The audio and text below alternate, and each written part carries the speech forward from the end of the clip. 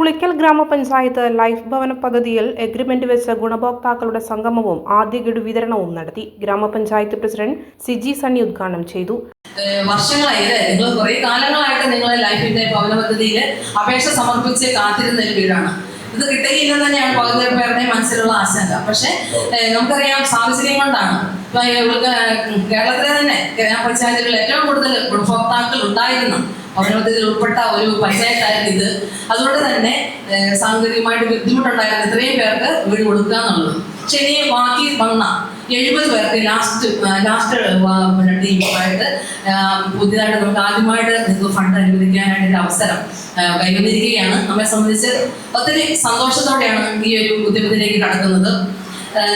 നമുക്കറിയാം, ഒരു വീടെന്ന് പറയുന്നത് ഏതൊരാളുടെയും സ്വപ്നമാണ്.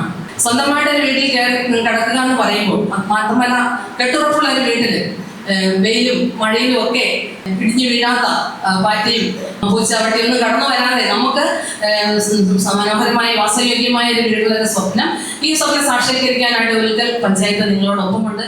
വൈസ് പ്രസിഡന്റ് ടോമി ജോസഫ് അധ്യക്ഷനായി. സെക്രട്ടറി മുഹമ്മദ് അഷ്കർ സ്വാഗതം പറഞ്ഞ ചടങ്ങിൽ ക്ഷേമകാര്യ standing committee chairman VK Dasan, വികസനകാര്യ standing committee chairperson Sameena Nazeer, ഗ്രാമപഞ്ചായത്ത് മെമ്പർമാരായ ബെന്നി തൈപ്പറമ്പിൽ, ജിജി രാജു, ലിൻസി ജോസഫ്, പ്രസന്ന ദാസ് തുടങ്ങിയവർ സംസാരിച്ചു. വീടില്ലാത്തവർക്ക് വേണ്ടി ഈ ഒരു ചുരുങ്ങിയ കാലഘട്ടം കൊണ്ട് വീട് വെക്കുന്നതിന് വേണ്ടി നമ്മൾ നൽകിയിട്ടുള്ളൂ.